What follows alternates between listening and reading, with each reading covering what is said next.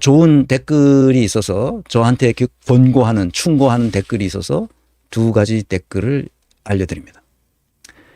최 소장님, 권민내 회원을 늘리려면 강의 내용이 복음이니 이것을 널리 전도하라는 기독교 용어 쓰지 마십시오. 그리고 강의 중 이놈들아 하고 언성을 높이는 것을 하지 마십시오. 문파와 기득권자들을 질책하시는 줄 알지만 청취자들 중에는 문파와 비슷한 사람들도 있습니다. 중간적 생각을 하는 사람들을 포용하는 것이 중요하지 않겠어요? 이놈들아 하고 호령하면 다 달아납니다. 몇 사람 주위에 권해봤지만 소장님의 호령 소리가 자기 스타일이 아니라고 합니다. 조금만 더 참고 겸손한 자세를 견지하는 것이 전략 전술상 필요해 보입니다. 네, 아주 좋은 말씀이죠. 진짜 이게 고마운 말씀입니다. 누군가 이런 얘기를 해주는 건 아주 좋은 거죠. 그런데 변명을 하려고 하는 게 아니라 경로 의존성이라는 개념이 있습니다. 이것은 이제 1980년대 경제학계에서 나온 이야기입니다. 이것은 그러니까 현재 상태가 미래의 상태를 좌우한다는 뜻입니다. 무슨 말이냐? 과거에 경험했던 것에 의존해서 현재와 미래를 설계한다. 그런 뜻이죠. 그러니까 초기에 어떤 인연으로 또는 어떤 우연이 그렇게 하기 시작하면 그렇게 하기 시작한 이유도 모른 채 좌우지간 그것을 계속해 간다는 관성 때문에 나타난 말입니다. 이게 경제학에서는 어떤 경제 제도와 경제 정책이 한번 이렇게 쓰기 시작하면 그것을 그냥 계속 상황이 아무리 바뀌었어도 그 상황을 계속 써간다는 그런 뜻입니다. 그래서 경로 의존성이라는 말이 생겨나는데 이것이 정치학에서도 사회학에서도 쓰이고 있습니다. 실제 경영학에서도 경로 의존성이라는 개념을 쓰기도 하고요. 심지어 심리학에서도 씁니다.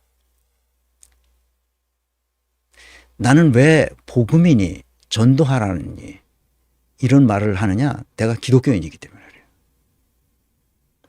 난 어려서부터 이런 훈련을 받고 자란 사람이고 그리고 신학을 체계적으로 공부한 사람도 아니고 그것을 훈련받은 사람도 아니지만 그 고대 교부들이 가지고 있던 신학 사상과 중세, 근세 그리고 현대에 이르는 여러 가지 신학자들의 사상을 내가 쭉 검토했어요. 그래서 우리나라 그 기독교, 특히 개신교의 목사들은 상당 부분 글러먹습니다. 잘못됐어요. 기독교가 아니에요. 기독교는 예수의 가르침을 따르는 거거든요. 예수의 가르침의 핵심 메시지가 뭐냐? 내 이웃을 내 몸과 같이 사랑하라는 거예요. 예수가 제자들에게 직접 가르쳤어요. 뭐라고 가르쳤느냐? 너희들 중에 가장 보잘것없는 자 하나에게 한 것이 바로 나에게 한 것이라. 너희들은 그렇게 살아라. 이렇게 가르쳤단 말이에요. 가장 보잘것없는 자 하나에게 한 것이. 나는 그래서 이것이 복음이라고 생각해요. 내가 살아오면서 한 30년 동안 한국 사회에서 내가 전공한 것을 가지고 그리스도인으로서 예수의 가르침을 따라서 내 방식대로 살아가는 게 뭐냐? 나는 그것을 이렇게 생각해요. 예수의 가르침을 내 방식대로 전파하는 게 뭐냐? 그것은 이거예요. 인사조직론으로 우리 사회를 내 이웃을 사랑하는 것처럼 내가 내 몸을 사랑하는 것처럼 이웃을 사랑할 수 있는 구조와 시스템을 만들어야 되겠다. 인사조직론은 결론은 구조와 시스템으로 납니다. 두 번째, 내가 그렇게 가르치지만 이것이 잘 통하지 않는다는 것을 알았어요. 왜 통하지 않을까? 우리 한국 기독교는 신학교서부터 근본적으로 글러먹었다는 걸 알았기 때문에 그 신학교를 장악한 사람들이 누구냐? 거대 초대형 교회들이에요. 걔네들이 신학교를 운영하고 걔네들이 모든 걸 좌지우해요. 걔네들은 예수의 가르침하고 완전히 떠나 있습니다. 완전히 친교 모임이 됐어요. 교회. 여의도 순복음교회 예를 들면 거긴 장로가 있어요. 장로 제도가 다 있잖아요. 거긴 형광등 장로서부터 시작해가지고 무슨 장로 무슨 장로 무슨 장로예요. 형광등 장로 왜 형광등 장로냐? 그 형광등 사업을 하는 사람이 장로가 됐어. 그 교회 형광등 망가진 거 그거 다 갈아 껴. 그 사람이 다. 그게 사업이야. 아니 나 그건 다 좋아. 젊은 애들이 교회당에 가서 친교 모임 하는 거야. 사교 모임. 거기서 다 연애하고 거기서 결혼하고 그 짓 하고 있어. 교회 언니, 교회 오빠. 이 딱 그거야. 교회 오빠. 교회 누나. 응?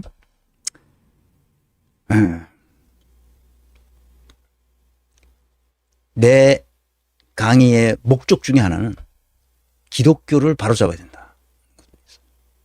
헌금 어떻게든지 헌금 끌어모아가지고 이 목사들이 어떻게든지 교회를 크게 지어가지고 이서빌리티 만들어가지고 사람들을 긁어모을까 하고 현혹하는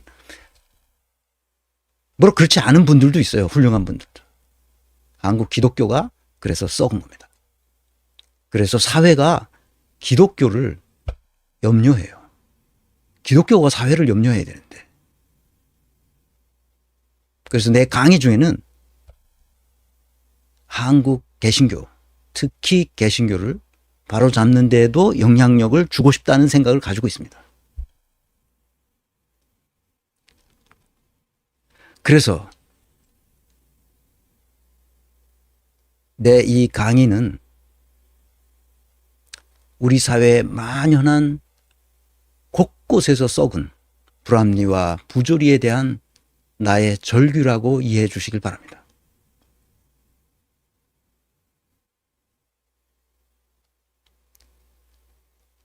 나는 기독교만이 올바른 종교라고 생각하지 않습니다. 나는 다른 고등 종교에 대해서도 열려 있어요. 사이비 신흥 종교는 나는 저주합니다. 사이비 신흥 종교는 다 돈 놓고 돈 먹는 거, 그 교주라는 놈들이 다 돈 빨아가지고 그렇게 하는 거예요. 거기엔 어떤 그 신앙적 의미를 가지고 있지 않습니다. 자기들끼리 돈잔치 하는 겁니다. 그래서 내가 비판하는 거예요. 두 번째는 특히 고위 공직자들의 비리와 불법 행위에 대해서 내가 욕을 합니다. 이놈들은 사실 욕이 아니에요. 그다음에 이 빌어먹을 놈들. 여기까지는 좀 욕설이라고 말할 수 있죠. 이것은 내가 지금까지 와서 살면서 한국 사회의 이 부조리와 비리와 불법 행위에 대해서 사람들이 무덤덤해 하는 것을 보고 내가 충격을 받았어요. 저 불합리를 보고 저거 불합리하다고 사람들이 못 느끼는 거예요. 그런 거 아니야? 세상이 다 그런 거 아니야? 세상이 다 그렇지 않아요. 근데 우리는 워낙 그런 속에서 살아가지고 그게 잘못됐다는 생각을 못해요, 사람들이. 내가 지적을 하면 그게 그런 거였어? 그리고 그냥 무덤덤해요. 그러냐 보다 이렇게 생각하는 거예요. 김어준이나 유시민이 이런 애들이 그냥 잘못된 거를 보고도 정치는 다 그런 거야. 그거를 다 우리 감안해서 행동해야 돼. 나는 도저히 이해를 못하겠어요. 그게 잘못됐다는 인식이 없어요. 그걸 고쳐야 된다는 인식이 없단 말입니다. 그래서 나라가 이렇게 된 거예요. 내가 그래서 빌어먹을 놈들이라고 말하는 거예요. 내가 아주 뼈 아프게 느끼는 것은 이런 불의와 불법 속에서 왜 사람들이 침묵하고 있고 그걸 당연하다고 생각하는지, 그걸 무덤덤하게 생각하는지 나는 그걸 이해를 못하겠어요. 그게 한 30년 쌓인 거예요. 그러니까 나한테. 내 무의식에 들어가 있는 거지. 그걸 보면 막 부화가 난다고. 아니 어떻게 사람의 인간의 탈을 쓰고 저것을 아무렇지도 않게 받아들이는지 난 그 이해가 안 되는 거예요. 그래서 물론 내가 예전부터 그랬던 건 아니에요. 나 이제 은퇴했잖아. 내가 은퇴했다고 한 거야. 내가 어떤 직업을 내가 가질 필요를 느끼지 못해. 그냥 내가 분노 게이지가 올라가면 그대로 떠드는 거야. 근데 내가 대학원에서 학생들 가르칠 때 내가 이랬을까? 절대 이러지 않았지. 기업에 가서 내가 컨설팅하거나 자문할 때 이렇게 했을까? 아유, 그럴 리가 없지. 은퇴한 사람이 가지고 있는 우리 사회에 대한 무의식적인 분노, 이것에 대한 나의 토로라로 이렇게 이해해 주시면 좋겠습니다. 이 빌어먹을 놈들을 빌어먹을 놈이라고 말하지 않는 것 자체가 우리 사회가 얼마나 병들었는지를 말해주는 겁니다. 그 점을 꼭 이해해 주시면 고맙겠습니다. 물론 나도 가급적 기독교 용어를 안 쓰고 가급적 이 빌어먹을 놈들이라는 말을 안 쓰면 좋죠. 뭐 이놈들까지는 내가 쓰려고 합니다. 왜냐? 난 일부러 이놈들이라고 그래요. 일부러. 왜냐? 정신 차려야 됩니다. 시민이 주인이고 고위 공직자들은 다 우리가 채용한 머슴들이에요. 그래서 민존관비가 되도록 해야 돼요. 민존. 시민들을 존귀히 여기고 존귀한 자리에 있고 이 관리들, 높은 고위 관직들을 비천하게 만들 수 있는 이래야 민주주의 체제가 된다. 우리는 조선 건국 이래 600년의 역사, 이 청산해야 할 600년의 역사는 어떻게 청산해? 민존관비 사상, 즉 근엄 정신에 의해서 하는 수밖에 없다. 그래서 근엄 정신, 이것을 강조하는 겁니다. 이 나라의 주인은 시민입니다. 더 이상 다른 얘기가 필요 없습니다. 두 번째 권고 말씀인데 여기도 아주 좋은 말씀입니다. 최 교수님 좋은 강의 잘 들었습니다. 헌데 대한민국 연방제로 만들어야 한다는 것에는 반대합니다. 지방분권 강화 연방제로 가는 게 좋습니까? 현재도 지자체 부자격이 얼마나 심각한데요. 지자체장 되면 한 번 해먹는 임기에 세금 줄줄 셉니다. 호화 청사로 빼먹고 불필요한 토건 사업해서 결국 빈집 콘크리트 쓰레기로 전락하는 게 한두 개가 아니죠. 또 연방제 되면 주변국이 그중 한 연방국을 회유해서 한반도 흔드는 게 너무 쉽게 됩니다. 과거 삼국지대도 아니고 더 나아가 팔도로 나누거나 하면 참 나라 꼴이 잘 돌아가겠습니까? 네, 걱정해 주셔서 고맙습니다. 교수님은 독일을 너무 우상시하거나 제1의 원칙으로 삼으시는 것 같습니다. 유학파들은 대부분 다녀온 나라에 상당한 호감을 갖기는 하지만 다 옳은 것은 아닐 겁니다. 민족성, 환경, 전통 등등이 다르기에 하고 싶어도 못하는 것도 있을 겁니다. 한국은 사기공화국이라 누가 그러던데요. 사기꾼이 가장 많은 나라 중 하나랍니다. 그런데 연방제로 하면 지방 토호와 붙어먹는 사기꾼들 천국이 될까 두렵습니다. 지자체에서 얼마나 비효율과 부패가 이어지는지. 감사합니다. 자치분권 우선주의와 이 균형 발전 우선주의가 있다고 강의를 했는데 저는 자치분권 우선주의를 주장하는 사람입니다. 자치분권 이후에 더 많은 부정부패가 지방 토호들에 의해서 지속되고 있다는 소식도 들렸습니다. 세금 도둑들이 있고 전시행정 때문에 심각한 문제가 발생하고 있다는 점도 알고 있습니다. 이것은 현상만 보고 그런 현상이 나타나게 된 원인을 보지 못하기 때문에 자치분권이 결국은 부정부패의 도가니가 되었다는 점입니다. 잘 들으셔야 됩니다. 이재명의 성남시를 봅시다. 부정부패와 싸우다가 전과가 생겼고 형과 형수도 혈육의 인연을 끊었습니다. 부정부패를 없애기 위해서죠. 그래야 될 정도로 지방행정은 엉망입니다. 저도 잘 알고 있습니다. 연방제를 주장하는 사람들이 국내에도 꽤 있습니다. 이들도 지방정부의 자치 능력이 부족하기 때문에 이들에게 교육해야 한다는 수준에서 계속 말하고 또 교육하고 그렇습니다. 그런 조직이 있어요. 지방분권을 전문으로 하면서 전국에 다니면서 교육하는 그런 지식인 그룹이 있습니다.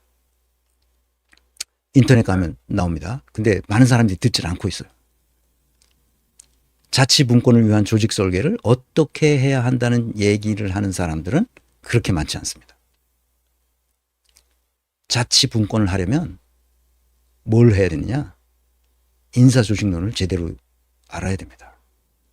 그러니까 직무 설계를 할 수 있고 조직 설계를 할 수 있어야 돼요. 그러니까 구조와 시스템과 프로세스를 훈련시켜야 됩니다. 그래서 요 구조와 시스템과 프로세스와 사람, SSPP, 그것이 그렇게 중요하다는 겁니다.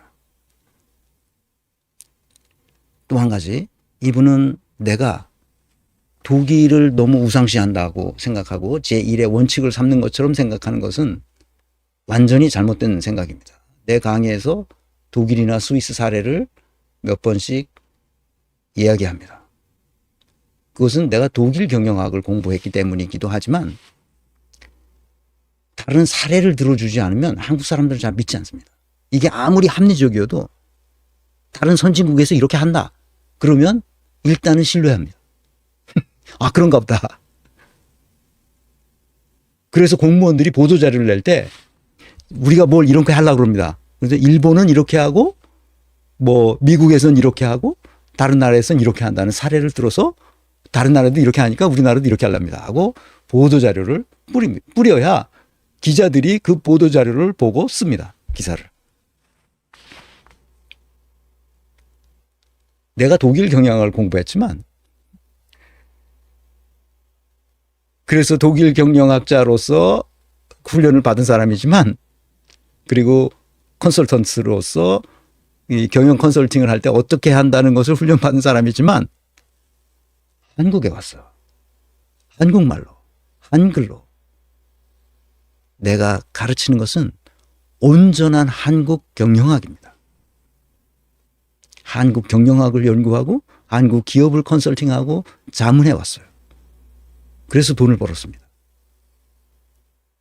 일반 사람들이, 일반 직장인들이 상상할 수 없는 많은 돈을 연봉으로 받으면서 일했죠.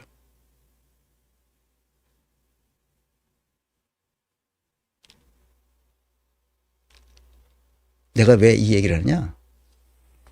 그래서 사람들이 하도 이거 독일 경영학이다. 이게 독일제가 뭐가 그렇게 좋다고 자꾸 그러냐? 그래서 이 책을 쓴 겁니다. 이게 최근에 나왔지만 2021년에 나왔지만 이게 2010년서부터 시작한 거예요. 2009년 내가 한양대학교 있을 텐데 2009년, 10년, 11년 이때서부터 이 내가 지금까지 가르쳤던 한국 경영학이 어떤 뿌리를 가지고 있는 경영학인가를 알려줘야 되겠다. 특히 인사조직론이 없는 나라에서 인사조직론을 새롭게 가르쳐야 되겠다. 이렇게 생각해서 만든 거예요. 이게 성취중 모형이라는. 그래서 내가 쓰는 여러 가지 잡다한 개념들이 인터넷에 들어가면 잘 안 나와요. 왜 안 나오나? 내가 만든 거거든. 이건 독일 경영학이 아니라 한국 경영학이에요. 독일을 너무 우상시하거나 제1의 원칙으로 삼는 건 아니야. 그 삼을 수가 없지. 한국에서 그게 맞을 리가 없잖아. 독일은 독일 경영학이니까. 맞지? 문제는 학문은 기본적인 원리가 독일이든 미국이든 한국이든 일본이든 다 똑같아. 기본적인 원리. 그 원리가 뭐죠? 진리. 학문은 어떤 학문이든지 항상 진리를 추구하는 거예요. 진리가 뭐냐? 진리는 신뢰성과 타당성이 있어야 하고 사실 부합성과 인간 부합성의 조건을 만족시켜야 진리가 돼요.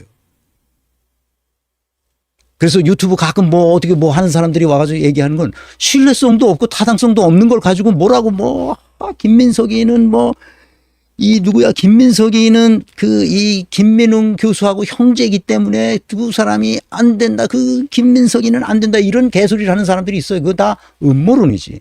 학문적 소양이 아주 없는 사람들이야. 사람을 볼 줄 아는 눈이 전혀 없는 사람이 개소리를 하는 거야. 김민석이 말하는 걸 잘 들어보라고. 그러면 거기에 진리가 담겨 있어. 왜? 일관되거든. 말과 행동과 의사결정이 김민석 속에는 일관성이 있어요. 일관성이 없는 게 누구냐? 정청래야. 일관성이 없는 게 누구냐? 박지원이야. 일관성이 없는 게 누구냐? 고민정이야. 박광훈이고 김동연이고 이런 놈들이 일관성이 없어. 그래서 걔네들은 진리의 길에서 완전히 일탈한 애들이야. 그래서 비판하는 거야. 말도 안 되는 수작을 하는 유튜버들이 있어. 근데 그런 게 수십만 수십만 구독자의 조회수도 수십만 되고 그런 사람들이야. 너무 한심하지. 내가 보기에는. 그래서 내가 지금까지 강의한 내용을 쭉 들어오신 분들은 아시겠지만 일관성, 다시 말하면 정합성이 있어요. coherence. 진리의 정합성 이론이에요. 진리가 되려면 반드시 말하고 행동하고 의사결정한 그 자체가 하나의 정합성을 가져야 된다. coherence가 있어야 된다. 아기가 딱딱 맞아야 된다. 이 말했다 저 말했다 이 말했다 저 말했다 개소리를 하면 안 된다는 거야. 문재인처럼 조국처럼 그런 개소리를 헷가닥 해가지고 하면 안 된다는 거야. 그건 진리에서 벗어났기 때문이라는 거예요. 내가 지도교수가 가르쳐준 것을 앵무새처럼 여러분들에게 이걸 전한다고 생각하면 큰 오산입니다. 80년대 배운 걸 가지고 내가 지금 이걸 써먹는다고 생각하면 큰 오산입니다. 학위 논문은 반드시 교수에게 교훈이 되는 거여야 돼. 교수에게 새로운 정보로 새로운 이론을 만들어서 해줘야 교수가 그 이론을 보고 이거 박사학위 될 만하네 하면 졸업하는 거예요. 학위를 주는 거예요. 독일 대학은 그래요. 우리나라 대학은 내가 모르겠어. 우리나라 대학에서 박사 논문을 써본 적이 없어서. 남의 이론 가지고 갖다가 다 찍어다 붙여서 되는 게 아닙니다.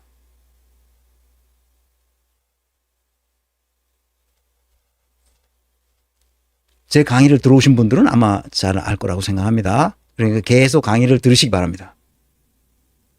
한두 개 듣고 나서 이거 이렇게 생각하시면 큰일입니다. 그래서 자치분권 우선주의가 중요해요. 연방제를 먼저 해야 그 연방 국가들 내에 어떤 구조와 시스템과 프로세스를 만들어주면 그 안에 있는 사람들이 그것을 운영하는 사람들이 자신의 부정부패를 포기하고 구조와 시스템과 프로세스에 구속받아서 일하게 되는 거예요. 문제가 뭐예요? 그래서 우리 사회의 구조와 시스템과 프로세스를 만들어주는 거예요. 그걸 안 만들어줬기 때문에 이런 꼴이 되는 거예요, 나라가. 이렇게 부패한 거예요, 이게. 이 부패의 원인은 구조와 시스템이 없기 때문인 거예요. 엉망진창이잖아. 근데 사람들이 몰라, 이거를.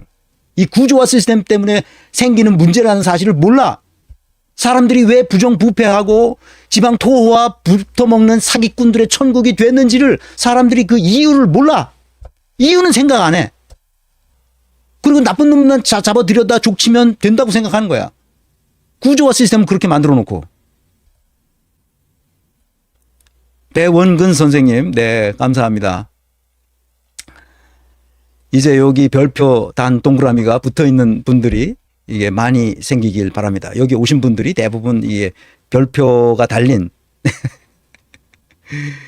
별표가 달린 그 동그라미에 있는 분들이 여기 와서 대부분 다 댓글 달하시도록 그렇게 했으면 좋겠습니다. 이해하셨어요? 내가 얘기했는데 독일에 그렇게 잔인한 놈들이 그렇게 잔인하게 수백만 명의 그 홀로코스트를 저지른 이 인류 역사에 전혀 씻을 수 없는, 영원히 씻을 수 없는 죄가를 저지른 그 잔인한 독일인들이 완전히 순진한 애들로 다 바뀌었어요. 뭐 때문에? 구조와 시스템, 프로세스. 사람은 똑같잖아.